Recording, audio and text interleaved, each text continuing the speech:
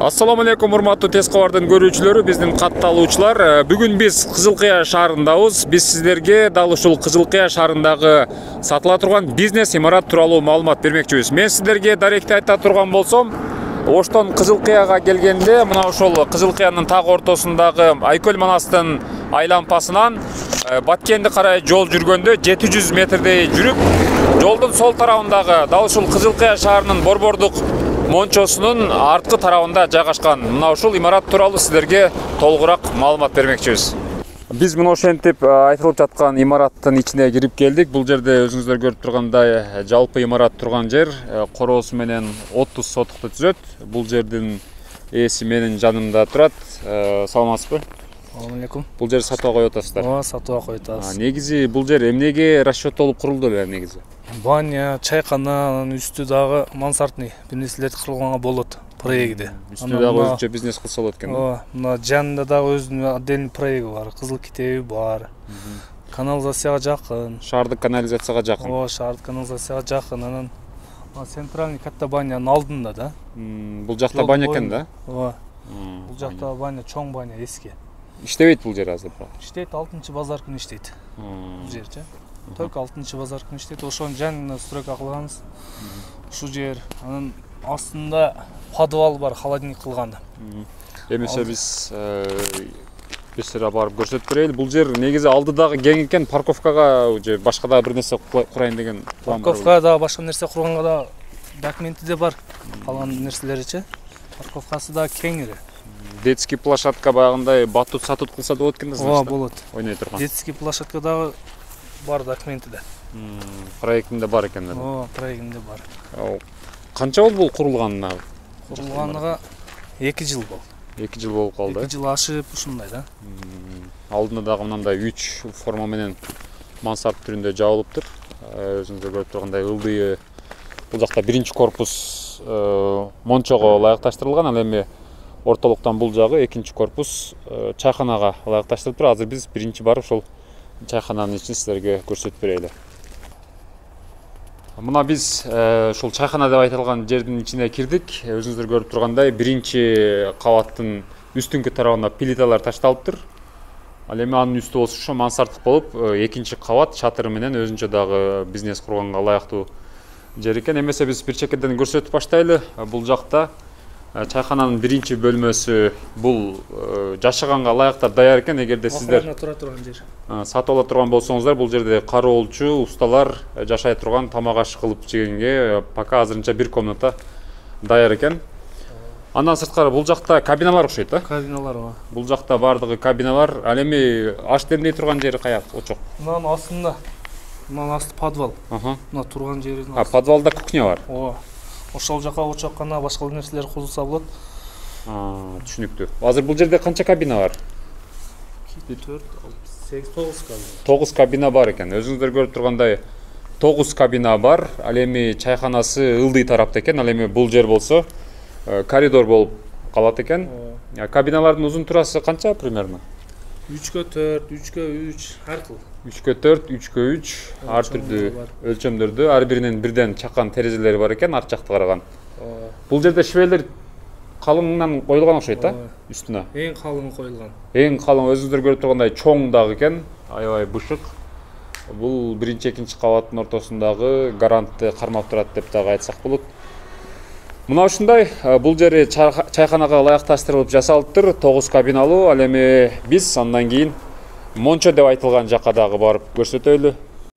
Ал эми бул жак тарабы болсо мончого ылайыкташтырып курулган экен. Өзүңүздөр көргөндөй бышык ыштан курулуп, сейсмопоисттер коюлуп, ал эми үстүнө плита басылган. Эмесе биз мончонун ичкин бир сыра силерге көрсөтүп өтөлү. Бул жерден мончого кире турган эшик мына ушул жерден экен.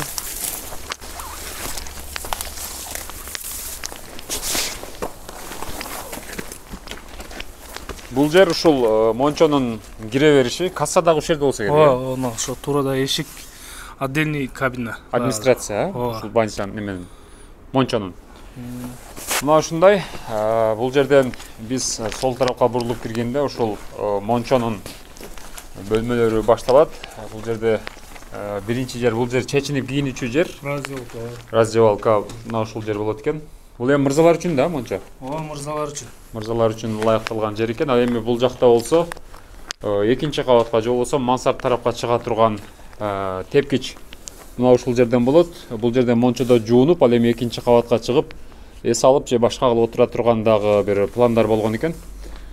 Андан кийинки бул жакта болсо мына ушул мончонун негизги бөлмөлөрү мына ушул жер экен. Бул жерде Душ, пар болот. Душ, пар, Кабина бар, туз койгонго. Туз кабина мына ушулардын бардыгы мына ушул жерге ылайыкташтырылып жасалган.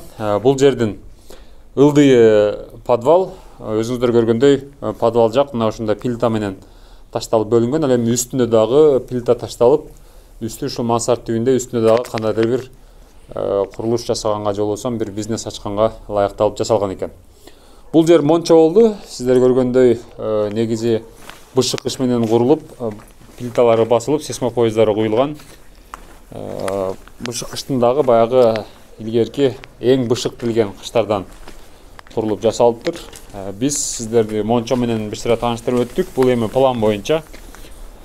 Андан кийин биз азыр сиздерге мына ушул жердин эле мончонун ылдый тарабы же болбосо жер төлөсү боюнча дагы маалымат берип өтөйлү.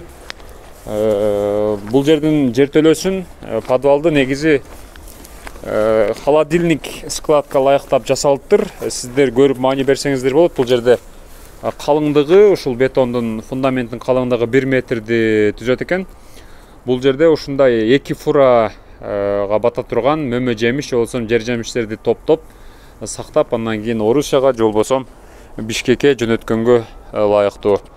Мына ушундай бул жерде чайкана, мончо, ошондой эле мөмө жемиш, жер жемиш сактай турган холодильник склад дагы бар. Комплекстүү бизнес имараты деп айтсак дагы болот. Дал ушул жерден экинчи кабатка көтөрүлө турган жер имараттын оң тарабында тепкич турат. Мына ушул тепкич менен биз чыгып, азыр экинчи кабатта кандай ошону сиздерге көрсөтүп өтөйлү. Бул жерден тепкич менен көтөрүлүп чыгабыз. Андан кийин экинчи кабат мансард түбүндөгү жайды көрүп өтөйлү. Мына ушул жер узундугу 40 метрди түзөт экен, ал эми туурасы 12 метр. Бул жер менен негизги корпустун ортолугу плита ташталган, көрүп маани берсеңиздер болот. Мына ушул жерге дагы мындайча айтканда чакан, жайкы эс ала турган же болбосо тамактана турган же болбосо жеңил фастфуд жана башка бизнестерди ачканга мүмкүнчүлүктөрү бар. Негизи узундугу 40 метр деп айттым, кенен экен, туурасы дагы 12 метр. Ал эми мына ушул жерде болсо ылдыйдан караганда 3 мына ушундай ылы түбүндөгү форма менен крышасы жабылыптыр, үстү түнүкө менен жабылган. Бул жерде ушундай терезе кылып же болбосо витраж түбүндө жаап оңдоп койсо болот. Мына ушундай бул бизнес имараттын үстүнкү тарабы болду. Бул жерге дагы өзүнчө бир өзүңүздөр ойлонуштуруп, ушул шаарга бир пайдасы тие турган кирешелүү бизнес ачканга мүмкүнчүлүк бар. Бул жакта болсо өзүңүздөр көргөндөй көп кабаттуу имараттар 5 кабаттан турган мына ушул Кызылкыя шаарындагы көп кабаттуу үйлөр. Негизи бул жер шаардын так ортосунда жайгашкан. Бул жакта автобаза жана башка жайлар бар экен. Биз сиздерге дал ушул Кызылкыя шаарынын так ортосунда жайгашкан көп ар кандай түрдүү бизнестер жасай турган тагыраагы бул жерде чайкана, мончо жана ошондой эле жер жемиш, мөмө жемиштерди сактай турган холодильник склад боюнча кеңири маалыматты берип өттүк. Бул жердин жалпы аянты 30 соток, ал эми имараттагы мына ушундай 2 кабаттуу болуп, үстү тарабы мансард түбүндө жабылып, даяр абалда бул жагын шубап, терезелерин коюп, калган өзүңүздөргө керектүү бизнес идея болсо, бизнести ишке ашырсаңыздар болот. Биз эми имарат менен дал ушул аянты 30 сотокто түзгөн жердин баасын эсинен сурап өтөйлү. Бул жерде канча деп атасыздар? $320 000 деп атабыз. Сиздер уктуңуздар, Кызылкыя шаарынын так ортосунда жайгашкан бул бизнес имарат 30 соток жери менен $320 000 деп турат. Биз телефондорун экранга койгонбуз. Эгерде бизнес баштайм дегендер болсо, дал ушул видеону дос тааныштарыңыздарга бөлүшүп, ой пикирлерди комментарийге калтырсаңыздар болот.